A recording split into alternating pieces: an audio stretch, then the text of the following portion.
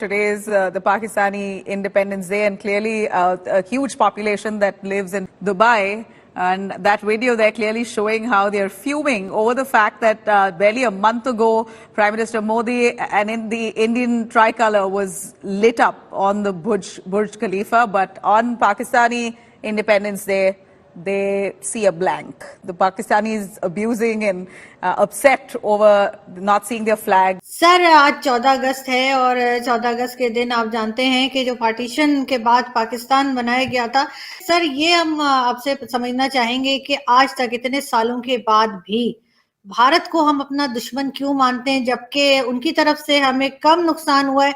बड़ा अच्छा सवाल है और जवाब सीधा है कि हिंदुस्तान को तोड़ के जब पाकिस्तान बनाया तो सबसे पहले तो हमने यही एक हरकत की ना कि मजहब के नाम पे जो सदियों से लोग बस रहे थे, मुसलमान भी थे, लेकिन जब ये टू नेशन थ्योरी का सहारा लेके जिन्ना साहब ने मुल्क की तकसीम की बात की और बाद में अंग्रेज़ों के साथ उनका अलायंस हो गया, तो जाते जाते फिर अंग्रेज़ों ने पाकिस्तान बना दिया।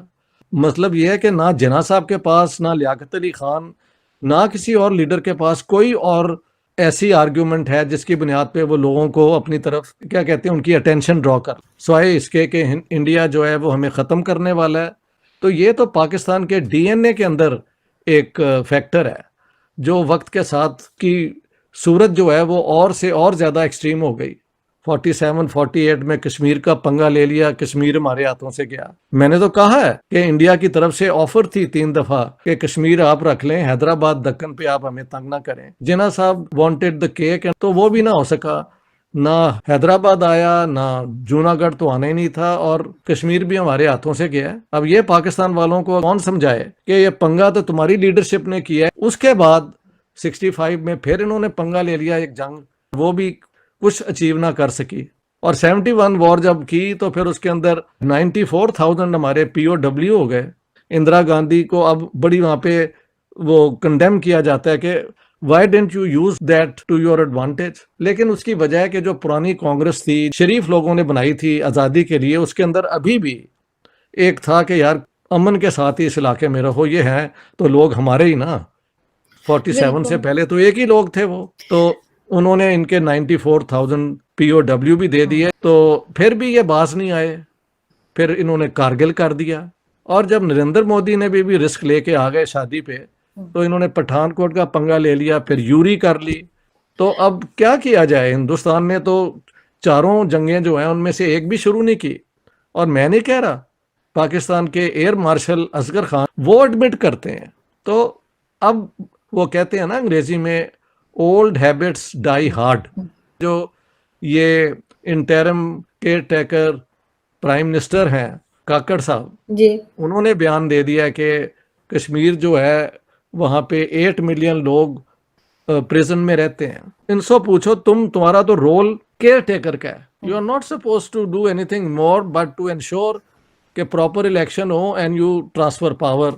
वहाँ पे आके भी ये बयान देना, पाकिस्तान में इस बयान के बगैर आप लीडर ही नहीं बन सकते, ये मसला है। सर एस्टेब्लिशमेंट के आदमी है ना वो, इन्होंने तो ये करना सब ही है। एस्टेब्लिशमेंट हाँ, ऐसा ही है, नहीं था, वरना इनको ये स्टेटमेंट देने की जरूरत ही नहीं थी, अपने काम से काम रखते। तो इस वक्त सबसे बड़ा मॉडल अगर देखा जाए, आप सोचें तो आपके बिल्कुल पड़ोस में है, लेकिन आप नफरतों में आप अपने आंखें बंद कर लेते हैं।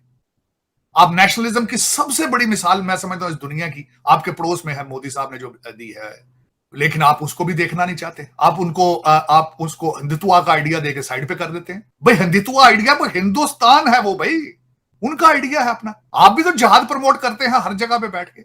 आप सारा दिन, आपका जो इस वक्त मशहूर तरीन लीडर है आपका, सारा दिन कहता है ये सियासत नहीं जहाद है।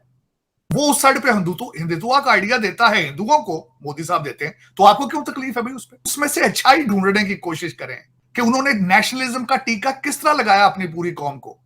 इस वक्त हिंदुस्तान अपने नेशनलिज्म के नशे में चूर है। इस वक्त हर हिंदुस्तानी जो है उसके लिए प्राइड है इंडिया जो है। आपका तो 8 लाख बंदा माइग्रेशन कर चुका है ना लीगल। कनाडा और दूसरे ममालिक में से इस वक्त भारतीय वापस भारत जा रहे हैं क्योंकि वो समझते हैं कि वहां जाएंगे, वहां आमदन अगर कम है लेकिन खर्चे भी कम है, फिर वहां पे अपॉर्चुनिटीज हैं उनकी। अच्छा, पाकिस्तान तो हमेशा से ही मादनियात और कुदरती वसाइल के ज़खायर से माला माल था।